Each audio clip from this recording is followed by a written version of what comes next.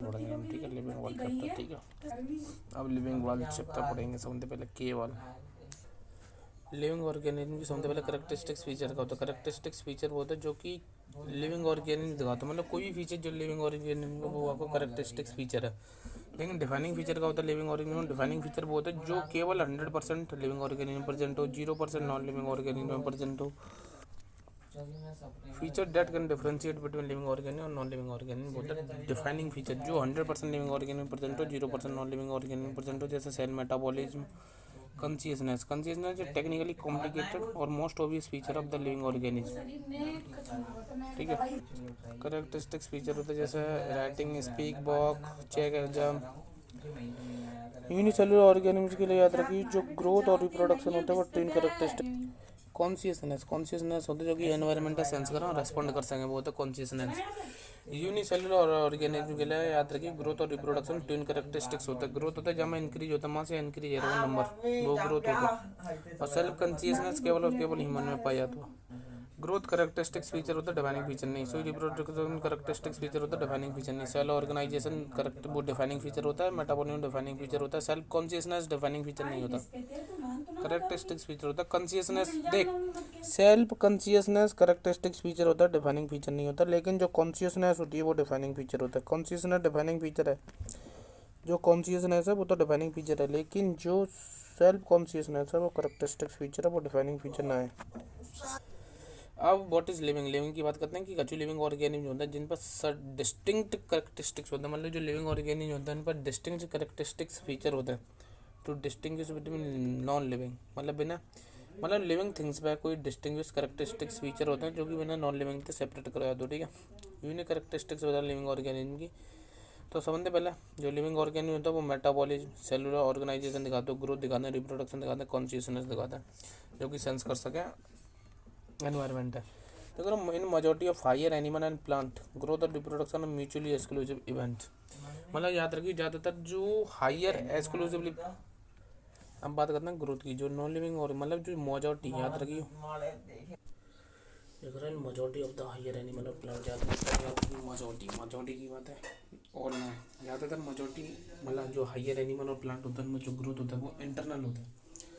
उनमें जो ग्रोथ होती है वो इंटरनल होती है और म्यूचुअली एक्सक्लूसिव इवेंट होता है जो हायर एनिमल और प्लांट होता है, मतलब जहाँ में जो ग्रोथ और रिप्रोडक्शन वो दोनों इंडिपेंडेंट होता है। लेकिन हाँ, और नॉन लिविंग ऑर्गेनिज्म कैसे ग्रो करता है वो अक्यूमुलेशन कर देता है मटेरियल ऑन द सरफेस, जैसे mountain, boulders, sand moulds growth. Therefore हम ग्रोथ द डिफाइनिंग फीचर ना ले सकते, डिफाइनिंग प्रॉपर्टी ना ले सकते। लिविंग ऑर्गेनिज्म जो ग्रोथ होता है वो इंटरनल होता है, लेकिन नॉन लिविंग ऑर्गेनिज्म में तो ग्रोथ होता है वो एक्सटर्नल और होता है। लिविंग ऑर्गेनिज्म में ग्रोथ इंटरनल होता है, नॉन लिविंग में ग्रोथ एक्सटर्नल होता है। तो इंटरनल ग्रोथ डिफाइनिंग फीचर हो सकती है लेकिन ग्रोथ नहीं। जैसे सेल है जो डिवाइड करके दोनों में बदल गई तो जाके ग्रोथ हुई रही, रिप्रोडक्शन हुआ रहा और सेल डिवीजन हुआ रहा, तो ये म्यूचुअली इंक्लूसिव इवेंट होता है फॉर जी म्यूचुअली इंक्लूसिव इवेंट होता है फॉर यूनिसेलुलर ऑर्गेनिज्म, ठीक है। मल्टी सेलुलर ऑर्गेनिज्म में ह्यूमन जहाँ में जी म्यूचुअली एक्सक्लूसिव इवेंट होते हैं एक दूसरे पर डिपेंड कर, लेकिन यूनिसेलुलर में इंक्लूसिव होते हैं एक दूसरे पर डिपेंड करता है। रिप्रोडक्शन की बात करते हैं, non living object is capable for reproduction by replicating by itself. जी करो no living non living object पे, मतलब जो नॉन लिविंग ऑब्जेक्ट है पे इतनी वो नहीं होती कि वो अपने आप रिप्रोड्यूस करता है, अपने आप रिप्रोड्यूस कर पाए। Organism reproduce by both sexual और असेक्सुअल रिप्रोडक्शन, ठीक है।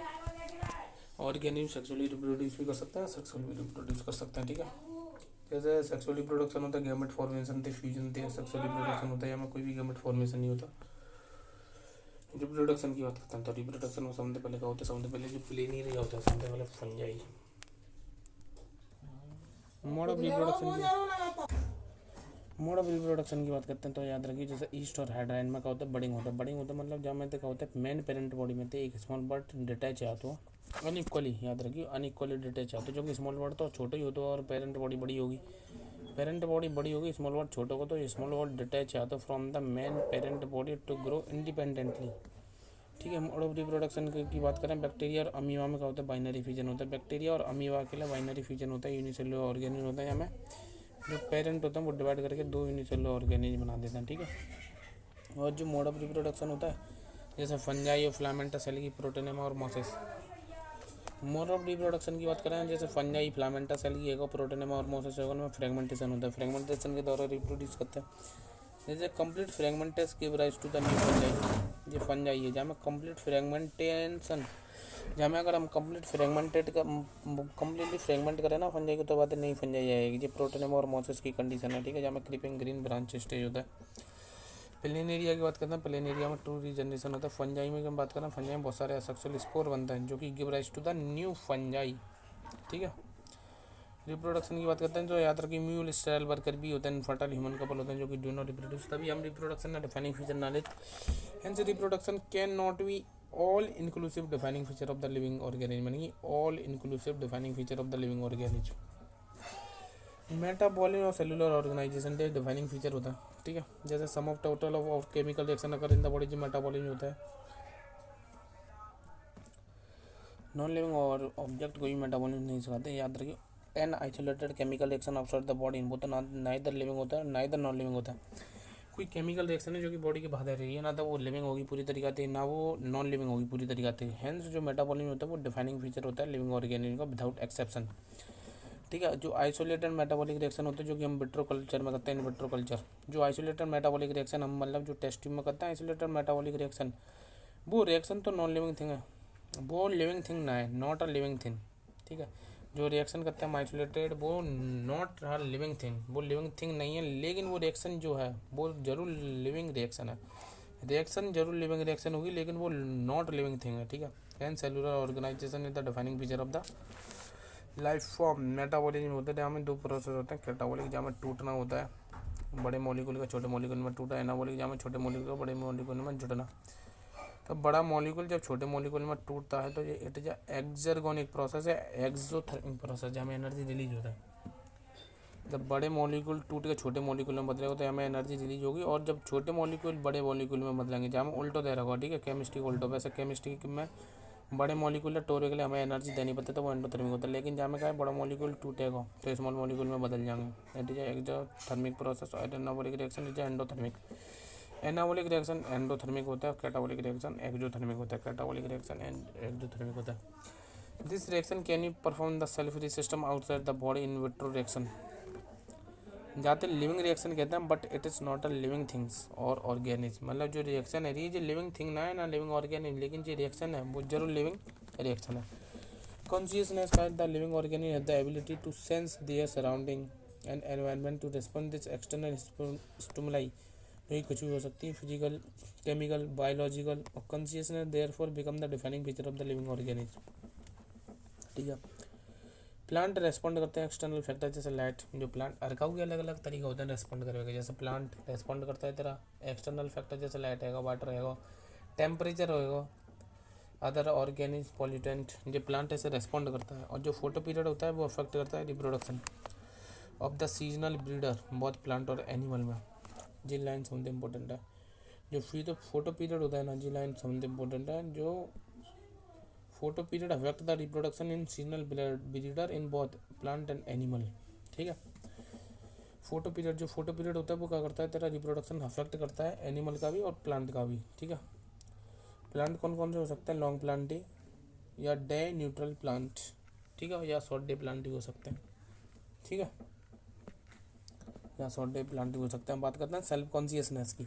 सेल्फ कॉन्शियसनेस डिफाइनिंग फीचर नहीं है, क्योंकि ये केवल ह्यूमन में प्रेजेंट होता है, ह्यूमन ही इसके लिए कैपेबल होता है।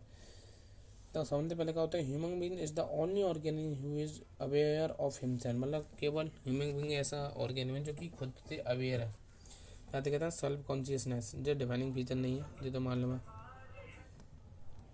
आवाज ह्यूमन बीइंग केवल ऐसा ऑर्गेनिज्म होता है जो कि अपने आप से अवेयर होता है, बातें कहते हैं सेल्फ कॉन्शियसनेस, जो कि डिफाइनिंग फीचर ना है, ठीक है। लिविंग ऑर्गेनिज्म का होता है सेल्फ रेप्लिकेटिंग होता है, जो कोई खुद रेप्लिकेट कर देता है, सेल्फ इवॉल्विंग होता है, ठीक है, सेल्फ रेगुलेटिंग होता है, interactive system and capable of responding to the external stimuli, और ह्यूमन बीइंग कैपेबल होता है to the respond external stimuli, और जो ह्यूमन बीइंग होता है वो और जो ह्यूमन बीइंग होता है वो कैपेबल होता है to the respond external stimuli, ठीक है। सेल्फ रेगुलेटिंग तो ऐसा होता है हमें एंजाइमेटिक रिएक्शन चल रही होता है, कंट्रोल एंड रेगुलेटेड। कॉन्फ्लिक्ट तो जो होता है मतलब वो इंटरेक्शन करता है, जो ह्यूमन बीइंग होता है वो आपस में इंटरेक्ट करता है, कॉन्फ्लिक्ट करता है, और कॉपरेशन होता है बेनिफिशियल, कॉन्फ्लिक्ट होता है नेगेटिव वाला। और कॉन्शियसनेस भी सही, ठीक है, इवॉल्विंग होता है जैसे अडेप्टेशन, ठीक है। इमरजेंट प्रॉपर्टी होता है कि all living organism are underline the interaction which lead to the emergent properties.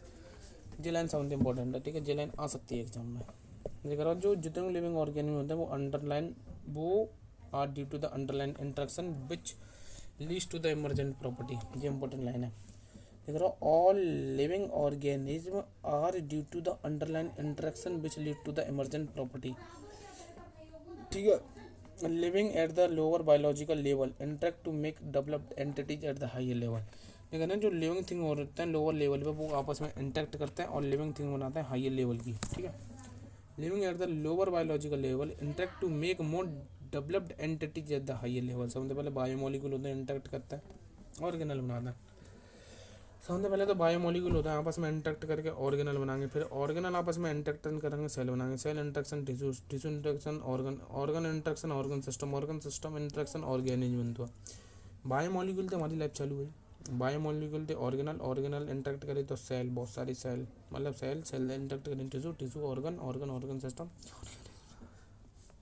Biodiversity की बात करें, ठीक है, बायो माने होता है लिविंग की, डाइवर्सिटी वैरायटी या हेट्रोजेनिटी, डिफरेंट टाइप की लिविंग कितने परसेंट है। Biodiversity is consistent all different organism present on the अर्थ। जो बायोडाइवर्सिटी होता है वो कंसिडर करता है ऑल डिफरेंट ऑर्गेनिज्म जो कि अर्थ में प्रेजेंट है। 1.7 से लेकर 1.8 मिलियन स्पीसीज होते हैं जो कि आइडेंटिफाई करेंगे till the date. Every different type of organism on the earth represent 1.7 से 1.8 मिलियन स्पीसीज आइडेंटिफाई है टिल द डेट, आज के समय तक। Every different type of organism on the earth represent species. ये करो जितने डिफरेंट टाइप के ऑर्गेनिज्म अर्थ में प्रेजेंट है वो रिप्रेजेंट कर रहे हैं किसी ना किसी स्पीसीज को, ठीक है। All 800 crore humans on earth belongs to the same species. All human are fundamentally similar. जो जितने ह्यूमंस होते हैं वो फंडामेंटली सिमिलर होते हैं। ये लाइन इंपॉर्टेंट, मतलब जितने 800 करोड़ ह्यूमंस हैं या धरती पे वो बिलोंग करते हैं द सेम स्पीसीज। बायोडाइवर्सिटी की बात करते हैं, बी एक्सप्लोर, अगर हम एक्सप्लोर करें new area, we will find the new species but we can find the new species even in the old area due to, मतलब जी करो अगर हम कहो न्यू एरिया एक्सप्लोर करें तो हमें नई नई स्पीसीज मिलेंगी, लेकिन हम जब फाइंड करें नई species in the older area due to some area might be missed during the initial research, या सही बात है, या speciation must have occur within the time, या बाद समय में स्पेसिएशन है क्रिएशन है न्यू स्पीसीज। अच्छा जा पैराग्राफ का मतलब बताऊँ, जी करो अगर मुझे नई स्पीसीज खोजनी है तो मैं नए एरिया में खोज करूँगा, मुंबई में नई स्पीसीज मिलेंगी। अगर मुझे नई स्पीसीज ओल्डर एरिया में चाहिए तो काका बहुगा मैं, वैसे अगर मुझे नई स्पीसीज चाहिए तो मैं नई एरिया में खोज कराऊंगा, लेकिन अगर मुझे ओल्ड एरिया में जहाँ में हम रिसर्च कर चुके हैं वहाँ में अगर मुझे नई स्पीसीज चाहिए तो वहाँ में काका बहुगा, या तो कचू जगह मिस गई होगी जब हम इनिशियल रिसर्च कर रहे थे, या स्पीसीशन हैगा वो समय के दौरान, तो वहाँ में नई स्पीसीज क्रिएशन हैगा, ठीक है। जहाँ में नंबर ऑफ स्पीसीज कम है, जहाँ में नंबर ऑफ स्पीसीज, हाँ मतलब जितना बड़ा एरिया करेंगे वहाँ में नंबर ऑफ स्पीसीज ज़्यादा होंगी। जैसे जहाँ 2 किलोमीटर एरिया है तो यहाँ में नंबर ऑफ स्पीसीज कम है, जहाँ 5 किलोमीटर एरिया है जहाँ में नंबर ऑफ स्पीसीज ज़्यादा है। When area of the research increase the number of species found will also increase. हाँ मतलब मैं एरिया बढ़ाऊंगा तो जो स्पीसीज फाउंड है रही वो बढ़ेंगी। नॉमनक्लेचर में जो scientific name this are the names given to the organism to the biologist universally accepted principle and criteria, मतलब जो साइंटिफिक नेम किसी ऑर्गेनिज्म को देगा जी यूनिवर्सल एक्सेप्टेड हतु the scientific name ensure that each organism has only the one name description any organic code should enable the people in any part of the world arrive at the same name. मतलब जो करो biological name को, मतलब biological name को फंडा दिया तो कि काउ और ऑर्गेनिज्म हो केवल एक ही नाम हो। बायोलॉजिकल नेम का मतलब ये तो कि किसी ऑर्गेनिज्म का केवल और केवल एक ही नाम हो, मतलब बाय पूरी दुनिया में केवल बाई नाम से जानो जाए, इन any part of the world जो कि चाहे सेम नाम से जानो जाए, ठीक है। To complies this certain international code have been established, मतलब जो बायोलॉजिकल नोमेनक्लेचर करना हो तो इंटरनेशनल कोड देने पड़ेंगे, जैसे ICBN international code for botanical nomenclature, international code for zoological nomenclature, international code for botanical nomenclature ICBN, international code for zoological nomenclature ICNV, international code nomenclature of bacteria, ठीक है जी इतना important है। International code for nomenclature of cultivation of plant CP, international code for nomenclature of virus के लिए, हाँ भी virus के लिए, लेकिन हमारे के लिए 3 इंपॉर्टेंट है। International code for nomenclature of bacteria जो इम्पोर्टेंट है, जैसे कैलोस्ट्रोपिस है, जी जाको साइंटिफिक नेम है जाए हर एक जगह अलग अलग लोकल नाम थे अलग अलग जानो आते तो कन्फ्यूजन होगी ना। जा वजह से नॉमन के लिए सिद्धा भाई हमने सही बात है। जाते आकू कहते हैं, आंकड़ा कहते हैं, मथानू कहते हैं, ठीक है। ये जाके लोकल नेम है।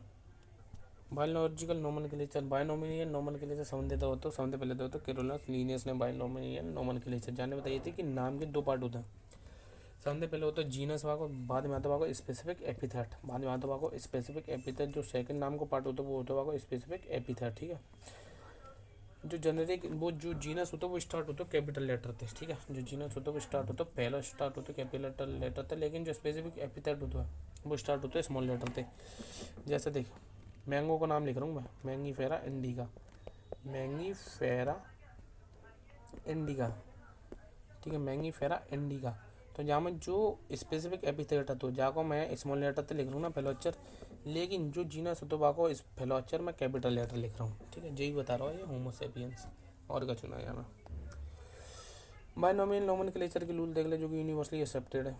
मतलब जो बायनोमियल नोमेनक्लेचर रहते हैं तो इनका ओरिजिन लैटिन है, ठीक है। इनका ओरिजिन तो लैटिन है क्योंकि लैटिन डेड लैंग्वेज है, मामा चेंज ना आता, लेकिन जी इटैलिक्स में प्रिंट करे जाते हैं। जो बायनोमियल नोमेनक्लेचर होता है वो प्रिंट इटैलिक में करे जाते हैं, ओरिजिन का लैटिन होता है। अगर मैं हाथ से लिख रहा हूँ ना हैंड रिटन लिख रहा हूँ जैसे मैंगीफेरा इंडिका, तो मुझे सेपरेटली अंडरलाइन करनी पड़ेंगे, separately underline when hand written. Name of the author is written in the abbreviated form after the specific epithet at the end of the biological name. याद रखिए बायोलॉजिकल नेम के last में मैं scientist का नाम लिखता हूँ एब्रीवेटेड फॉर्म में, साइंटिस्ट का नाम लिखता हूँ मैं एब्रीवेटेड फॉर्म में साइंटिस्ट के बाद में। Name of the author printed in the Roman, और जो ऑथर का नेम है वो प्रिंटेड कर रहा था रोमन में, ठीक है। हाँ जो ऑथर का नेम है वो रोमन में प्रिंटेड कराया था, ठीक है। सबसे पहले इटैलिक में प्रिंट कराया था, लैटिन ओरिजिन होता है, ये तो बायोलॉजिकल नेम है। आते लिख रहे सेपरेटली अंडरलाइन करेगा, और जो ऑथर का नाम होता है वो रोमन में लिखा जाता है, ठीक है। एब्रीवेटेड फॉर्म में लिखा जाता है, जैसे मैंगीफेरा इंडिका है और ये लिन, ठीक है जी। एब्रीवेटेड फॉर्म है, रोमन फॉर्म है, और कोई इटैलिक ना है, सीधी है, कोई भी सेपरेटली अंडरलाइन में। ये मैं हाथ से लिख रहा हूँ, ठीक है। बायोलॉजिकल नोमेनक्लेचर हाथ से लिख रहा हूँ तो सेपरेटली अंडरलाइन करिए, जागो पहले अक्षर कैपिटल जागो स्मॉल, ठीक है, ठीक है। और लास्ट में कहा है साइंटिस्ट का नाम है जो कि रोमन फॉर्म में एब्रीवेटेड फॉर्म में लिन, वैसे वाका पूरा नाम कैरोलस लीनियस है तभी तो एब्रीवेटेड फॉर्म में इटैलिक में प्रिंट ना है और कोई भी सेपरेटली अंडरलाइन ना हो साइंटिस्ट के नाम में। If hand written separately underline, मैंने कही टाइप्स, अगर मैं हैंड रिटन तो लिख रहा हूँ सेपरेटली अंडरलाइन करूँगा, अगर मैं टाइप करूँगा तो इटलाइज करूँगा, मैं टेढ़ो लिख दूँगा थोड़ा, जैसे मैंगीफेरा इंडिका। अगर मैं भाई इटैलिक में प्रिंट कर रहा हूँ तो जी जाको, हाँ मतलब जब मैं ना मैं हाथ से लिखता हूँ हैंड रिटन तो आगे नीचे से वो लाइन करता हूँ, और जब मैं ना मैं प्रिंट करता हूँ तो वो टेढ़ी लिखता हूँ इटैलिक्स में, तो ये दोनों जाके लैटिन ओरिजिन है दिखाते हैं, to show the Latin origin. Binomial nomenclature के एडवांटेज हैं कि the biological name are the same all over the world, मतलब बायोलॉजिकल नेम किसी भी ऑर्गेनिक का सेम रहेगा पूरे वर्ल्ड में। They are definite accepted universally, हो जी यूनिवर्सली एक्सेप्टेड नेम है, ठीक है। All new discovered plant and animals can be named and classified into the described easily. हाँ चीज़ा की सबसे इंपॉर्टेंट बात है कि बायनोमियल नोमेनक्लेचर का करो जो नौ ऑर्गेनिज्म में पाओ को है डिस्क्राइब करो आसान होगा। बायनोमियल नोमेनक्लेचर जो नौ ऑर्गेनिज्म में मिला वो डिस्क्राइब करो आसान होगा, ठीक है। अब टैक्सोनॉमी, ठीक है। अब टैक्सोनॉमी और जाके बेसिस की बात करते हैं। Taxonomy and just basis, taxonomy और जाके बेसिस की बात करते हैं, ठीक है। टैक्सोनॉमी और जाके बेसिस की बात करते हैं, ठीक। तो सबसे पहले टैक्सा का होता है, टैक्सा अगर तो कोई बोलता है टैक्सा, टैक्सा जो साइंटिफिक वर्ड यूज कर रहा था फॉर द कैटेगरी और किसी ग्रुप के लिए। Taxa is a scientific word for the category और ग्रुप, टैक्सा किसी कैटेगरी और ग्रुप के लिए साइंटिफिक वर्ड यूज करा जाता है, ठीक है। टैक्सोनॉमी होता है is a method of dividing organism into different taxa. Taxonomy में हम क्या करते हैं डिफरेंट ऑर्गेनिज्म डिफरेंट टैक्सा में डिवाइड कर देते हैं। टैक्सा सबसे पहले तो scientific word for the category और ग्रुप। टैक्सोनॉमी में क्या करते हैं हम जो डिफरेंट ऑर्गेनिज्म डिफरेंट टैक्सा में हम डिवाइड कर देते हैं। स्टैंडर्ड और कन्वेंशनल टैक्सोनॉमी 4 पिलर होता है, आवाज़ कम कर थोड़ी। कैरेक्टराइजेशन का होता है जैसा, हाँ 4 पिलर होते हैं। अगर कम स्टैंडर्ड या कन्वेंशनल टैक्सोनॉमी की बात करें, स्टैंडर्ड या कन्वेंशनल टैक्सोनॉमी की बात करें जाके 4 पिलर होता है। Characterisation, identification, classification, nomenclature. Characterisation, identification, classification, nomenclature. Characterisation में सबसे पहले देखा 99% 10% अच्छा 3 भी अलग परसेंट है, ठीक है। आइडेंटिफाई कर लो हमने कॉकरोच है, अब जो हम क्लासीफाई कर देंगे काय में, किंगडम एलिमिलिया में जाओ, फाइलम आर्थ्रोपोडा में जाओ, क्लास इंसेक्टा में जाओ, जीनस पेरिप्लानेटा में जाओ। डिफरेंट टैक्सा में हमने क्या करते हैं, डिवाइड करते हैं। नोमेनक्लेचर, अब the name of the species given पेरिप्लानेटा Americana beep, जैसे बिपू बच जाए तब बिप।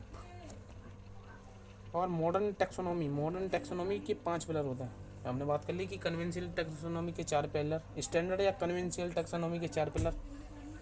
अब जाके कितने होते हैं मॉडर्न टैक्सोनॉमी के 5 पिलर, ABCDE ते कर ले। ए ते का होता है अंदर का स्ट्रक्चर एनाटॉमी, बी ते बाहर का स्ट्रक्चर मॉर्फोलॉजी, सी ते सेल स्ट्रक्चर, डी ते डेवलपमेंटल पैटर्न और ई ते इकोलॉजिकल इन्फॉर्मेशन। ठीक है, सबसे ओल्डेस्ट क्लासिफिकेशन था वही कैरोलस लीनियस का नॉन साइंटिफिक क्लासिफिकेशन, नहीं एरिस्टोटल।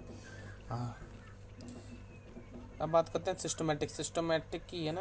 हाँ, सिस्टमैटिक में क्या करते हैं हम, सिस्टमैटिक जो बड़ा वो लेटेंट आओ सिस्टम आते, सिस्टमैटिक बड़ा वो सिस्टम आते आओ। सिस्टम का होता है जहाँ में सिस्टमैटिक अरेंजमेंट की स्टडी कर रही थे अब द ऑर्गेनिज्म, जहाँ में सिस्टमैटिक अरेंजमेंट की स्टडी कर रही थे। कैरोलस लीनियस ने अपनी बुक के टाइटल दिए थे स्पेसिस प्लांटेरम दा हो और सिस्टमा नेचुराई दा हो, नेचुरे। सिस्टमैटिक बड़ी होता है टैक्सोनॉमी, तो याद रखिए बिगर ब्रांच देन टैक्सोनॉमी, क्योंकि सिस्टमैटिक में टैक्सोनॉमी तो आती है तो साथ में एवोल्यूशनरी रिलेशनशिप पाया था या फाइलोजेनेटिक रिलेशनशिप भी बोलते हैं। जो सिस्टमैटिक होता है वहाँ में टैक्सोनॉमी तो आती है तो शायद वहाँ में साथ ही वहाँ में इवोल्यूशनरी रिलेशनशिप भी आ जाती है। जैसे जे कोई जनरेशन है, जैसे ए और बी सी बने तो बी बता कौन ज़्यादा क्लोज रिलेटिव है, सी के या ई के। ऑफ कोर्स सी के ज़्यादा क्लोज है बी, क्योंकि जे की पापा दे आया, इनको कॉमन एंसेस्टर है बी और सी है the same ancestor, they are evolutionary related है आपस में, इकोलॉजी मतलब इवोल्यूशनरी या फाइलोजेनेटिकली रिलेटेड है। टैक्सोनॉमिक हायरार्की होता है कि ऑर्गेनिज्म में क्लासिफाई नहीं, अभी टैक्सोनॉमी का मतलब होता है कि हम ऑर्गेनिज्म में डिफरेंट टैक्सा में डिवाइड कर रहे हैं, लेकिन टैक्सोनॉमिक हायरार्की का मतलब होता है कि डिफरेंट टैक्सा एक पार्टिकुलर सीक्वेंस में अरेंज करना। टैक्सोनॉमिक कैटेगरी है इन पार्टिकुलर सीक्वेंस में अरेंज करना। टैक्सोनॉमिक हायरार्की होता है कि ईयर भी arrange the taxonomic character in the particular sequence, चाहे वो असेंडिंग ऑर्डर में हो चाहे वो डिसेंडिंग ऑर्डर में हो। Taxa can be called category, group और रैंक। टैक्स आते हैं हम कैटेगरी, ग्रुप और रैंक भी बोल सकते हैं। टैक्स आते हैं हम कैटेगरी भी बोल सकते हैं, ग्रुप भी बोल सकते हैं, रैंक भी बोल सकते हैं। और यूनिट ऑफ क्लासिफिकेशन भी तो होती ही होता है। Out of all taxa 7 obligate या कंपलसरी कैटेगरी तो होते हैं। स्पेसिस, जीनस, फैमिली ने, स्पेसिस जीनस है गई, फिर फैमिली ने ऑर्डर दिया क्लास में जाने को, तो phylum, family, order, class, phylum, kingdom. Phylum animal के लिए यूज किया जाता है, डिवीजन प्लांट के लिए। हाँ, फाइलम यूज करा जाता है एनिमल के लिए और डिवीजन यूज करा जाता है प्लांट के लिए, और किंगडम होता है सबसे बड़ा। क्लासिफिकेशन और एंटिटी की बात करते हैं। जो क्लासिफिकेशन होता है वो not a single step process, जो सिंगल स्टेप प्रोसेस नहीं होती। हर एक ऑर्गेनिज्म में मिनिमम 7 ऑब्लिगेट कैटेगरी में क्लासीफाई करना होता है। जो क्लासिफिकेशन होती है it is not a single step process, जहाँ में हमें हर एक ऑर्गेनिज्म मिनिमम 7 ऑब्लिगेट कैटेगरी में क्लासीफाई करना पड़ता है। When we move from species to the kingdom, differences या similarities. When we move from the species to the kingdom, हम हाँ जब स्पीशीज तक किंगडम की तरफ जाते हैं तो सिमिलरिटी घटता है, डिफरेंसेस बढ़ते हैं, तो मालूम है। एंटिटीज का होता है मतलब जो टैक्सा होता है वो डिफरेंट, वो डिस्टिंक्ट बायोलॉजिकल एंटिटी हैं, नॉट मेयरली मॉर्फोलॉजिकल एग्रीगेट। जी लाइन आते हैं डायरेक्टली। टैक्सा का टैक्सा डिफरेंट बायोलॉजिकल एंटिटी है, मतलब जो टैक्सा है वो डिफरेंट कैटेगरी हैं, केवल जेने की मॉर्फोलॉजी के बेसिस पर वो डिफरेंट कैटेगरी है, not merely morphological aggregate. Organic place in the taxa not only the basis of their morphology but many other characteristics are studies different category of the different organism in them। सबसे पहले species, genus, family, order, class, phylum, kingdom. Species का होता है जो smallest basis unit होती है taxa होती है, स्मॉलेस्ट टैक्सा होता है। जो स्पेसिस के मेंबर होते हैं वो आपस में इंटरब्रीड कर सकते हैं और फर्टाइल ऑफस्प्रिंग प्रोड्यूस कर सकते हैं। All member of a species of fundamentally similar, species के जितने मेंबर होंगे वो सारे फंडामेंटली सिमिलर होंगे। We can easily distinguish the member of the 2 different spaces.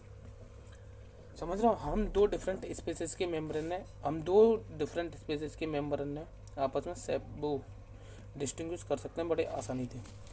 जैसे स्पेसिस कैन इंटरप्रेट टुगेदर, जो स्पेसिस होती हैं वो आपस में इंटरप्रेट कर सकती हैं, प्रोड्यूस कर सकती हैं, फर्टिलाइज ऑफ स्प्रिंग है, ठीक है, और फंडामेंटली सिमिलर होते हैं। We can easily distinguish member of the 2 different species. Genus होता है aggregate of the similar species. Genus are the two types, दो तरीके के जीनस होते हैं। मोनोटिपिक जीनस जो कि एक स्पीसीज कंटेन करता है। जीनस दो तरीका के होता है, मोनोटिपिक और पॉलीटिपिक। पॉलीटिपिक ऐसे जीनस जहाँ में एक ज़्यादा स्पीसीज आते हैं, जैसे पैंथेरा। ये पॉलीटिपिक जीनस है, यहाँ में tigris Panthera, tigris Panthera leo, Panthera parts, parts होता है लियोपार्ड, लियो लियो, और टिग्रिस होता है टाइगर। ये जीनस एक है जहाँ में लेकिन एक ज़्यादा स्पीसीज हैं, तो ये पॉलीटिपिक जीनस है। Solanum, Solanum tuberosum, melongena nigrum. Nigrum होता है मकोई, मेलोजिना होता है ब्रिंजल, और ट्यूबरोसम होता है पोटैटो। फैमिली जे एग्रीगेट होता है सिमिलर जीनस का, जैसे प्लांट में जो ऑर्गेनिज्म डिफरेंट फैमिली में रखे जाता है on the basis of the reproductive और वेजिटेटिव करेक्टर। याद रखिए, हाँ मतलब फैमिली का होता है, फैमिली में जो प्लांट होता है वो डिफरेंट कैटेगरी में, मतलब जो फैमिली में प्लांट होता है वो रखे जाता है ऑन द बेसिस ऑफ तेरा रिप्रोडक्टिव और वेजिटेटिव करेक्टरिस्टिक्स के बेसिस पर। फैमिली में हम प्लांट और एनिमल है ऑन द बेसिस ऑफ तेरे रिप्रोडक्टिव या वेजिटेटिव करेक्टर में रखते हैं, ठीक है। सबसे ज़्यादा फैमिली के लिए ये चीज़ इंपॉर्टेंट रखी जाती है कि जहाँ जो प्लांट और एनिमल होते हैं वो वेजिटेटिव और रिप्रोडक्टिव कैरेक्टर के बेसिस पर क्लासीफाई करे जाते हैं, ठीक है। और बीच का बंदर ये एग्रीगेट होता है अब the characters, aggregate of character में आ जाए ना तो वो ऑर्डर है। सबसे पहले ऑर्डर के लिए ये चीज़ इंपॉर्टेंट है कि जो करेक्टर उनको क्या होता है एग्रीगेट। फैमिली के लिए ये वेजिटेटिव और रिप्रोडक्टिव करेक्टर पर करी जाता है, और ऑर्डर के लिए जो एग्रीगेट होता है करेक्टर का। Aggregate of the character seen class जो एग्रीगेट होता है सिमिलर ऑर्डर का। फैलम जो एग्रीगेट होता है सिमिलर क्लास का, और जो किंगडम होता है वो लार्जेस्ट स्ट्रक्चर होता है, जहाँ में डिफरेंट फाइलम या डिवीजन आते हैं जैसे एनिमल और प्लांट, ठीक है। फैमिली के लिए हमें रिप्रोडक्टिव और वेजिटेटिव करेक्टर याद रखने हैं। ऑर्डर के लिए हमें मॉर्फोलॉजी मतलब एग्रीगेट ऑफ करेक्टर याद रखना होगा, ठीक है। ठीक है, ascending order is the correct जगह in the taxonomy category hierarchy arrangement. Ascending order is the correct ascending order in case of the following. ना तो सिमिलरिटी की स्पेसिस की तरफ बढ़ेंगी समझ आता। असेंडिंग ऑर्डर लेना तो किंगडम में समझ कम बात आता, फाइनम बात आता, क्लास बात आता, ये समझ आता है हमें सिमिलरिटी जो होंगी हायरार्की। अब हायरार्की इन द प्लांट की बात करना, ठीक है। प्लांट में हायरार्की की बात करना, ठीक है। Hierarchy in the plant, hierarchy in the plant की बात करते हैं, ठीक है। हायरार्की इन द प्लांट, तो प्लांट ले लो हमने समझे पहले, एल्गी, ब्रायोफाइट, टेरोफाइट, जिम्नोस्पर्म, एंजियोस्पर्म में डिवाइड करता है। जी का है जाके जी है डिवीजन, जी प्लांट के है डिवीजन। तो अब एंजियोस्पर्म मैंने क्लास में डिवाइड करता हूँ, मोनोकोट और डाइकोट, जी क्लास है। और डाइकोट में क्या होता है, डाइकोट में ऑर्डर आता है। डाइकोट में दो ऑर्डर आते हैं, कौन कौन से ऑर्डर आते हैं डाइकोट में, एक आता है पोनीमोनियल्स, एक आता है रोजेल्स। जब पोनीमोनियल्स में क्या होता है, जब पोनीमोनियल्स में फैमिली आता है कॉन्वोल्वुलेसी और सोलेनेसी, ठीक है। अब सोलेनेसी में क्या होता है, जीनस आता है सोलेनम, पिटूनिया, धतूरा, मतलब हाँ जहाँ सोलेनेसी में जो जीनस आता है सोलेनम, पिटूनिया, धतूरा, ठीक है। अब जब सोलेनम में स्पेसीज आते हैं तेरी ट्यूबरोसम, मेलनजिना और नाइग्रम। दोबारा देख लिया जाए, जैसे किंगडम प्लांट है, मैं जाकर डिवीजन करूँगा तो animal, bryophyte, algae, bryophyte, tetraphyte, gymnosperm, angiosperm. अब एंजियोस्पर्म आएगा, अब एंजियोस्पर्म में क्लास में बांट दूँगा मोनोकोट और डाइकोट, ठीक है। मोनोकोट और डाइकोट। अब डाइकोट अब मैंने बांट दो काय में बांटा, अब डाइकोट है क्लास में बांटती, अब बांटा डाइकोट है ऑर्डर में। तो डाइकोटर में दो ऑर्डर आता है तेरे, एल्स आता है ऑर्डर में, एल्स, पोनीमोनियल्स और रोजेल्स, डाइकोट के ऑर्डर है। पोनीमोनियल्स अब ऑर्डर में फैमिली में बांटा हूँ, तो पोनीमोनियल्स कॉन्वोल्वुलेसी और सोलेनेसी आता है। सोलेनेसी में जीनस आते हैं तेरे सोलेनम, पिटूनिया, धतूरा, ठीक है। सोलेनम में स्पेसीज आता है ट्यूबरोसम, मेलनजिना, नाइग्रम, ठीक है। अब एनिमल किंगडम की बात करते हैं तो एनिमल किंगडम में पोरीफेरा, प्लेटिहेल्मिन्थस, एनिलिडा, ऑर्थोपोडा, कॉर्डेटा, ठीक है। कॉर्डेटा आएगा, अब कॉर्डेटा मैंने क्लास में बांटता हूँ तो एबिराम, फिश, एम्फीबिया, रेप्टाइल्स, बर्ड्स और मैमल्स, ठीक है। मैमल्स में बांट दो तो मैमल्स में बांट दो तो बिल्कुल मैमल्स में बांट दो तो अब मैमल्स क्लास में बांट दो, मैमल्स क्लास ही तो हाँ बिल्कुल क्लास है, मैमल्स क्लास ही तो हाँ बिल्कुल क्लास है मैमल्स। तो मैमल्स क्लास है, ठीक है। तो मैमल्स का एक क्लास है, तो मैमल्स क्लास है, ठीक है। मैमल्स क्लास है। अब मैं क्लास का में बांटूंगा तेरा ऑर्डर में बांटूंगा, तो मैमल्स बांट दो मैंने कार्निवोरा और प्राइमेटा। प्राइमेट जो ह्यूमन का ऑर्डर होता है। कार्निवोरा में दो फैमिली आती है, ठीक है, फेलिडियाई, कैनिडियाई। अब फेलिडियाई में जीनस आता है तेरा पैंथेरा और फेलिस, और फेलिस में और पैंथेरा में तेरे स्पीसीज आता है टिग्रिस, लियोपार्डस। हवा मैन की बात करते हैं, मैन का बायोलॉजिकल नेम होता है होमो सेपियंस, का जो जीनस होमो होता है और फैमिली होमिनिडियाई होता है, ऑर्डर होता है प्राइमेटा। मैन को जो बायोलॉजिकल नेम होता है होमो सेपियंस, जीनस होता है होमो, फैमिली होता है होमिनिडियाई, ऑर्डर होता है प्राइमेटा मैन का। क्लास होती है इसकी मेमेलिया, क्लास होती है कि मेमेलिया, और फाइलम या डिवीजन होता है यहाँ का कॉर्डेटा। कॉर्डेटा में तो होता है मेमल्स।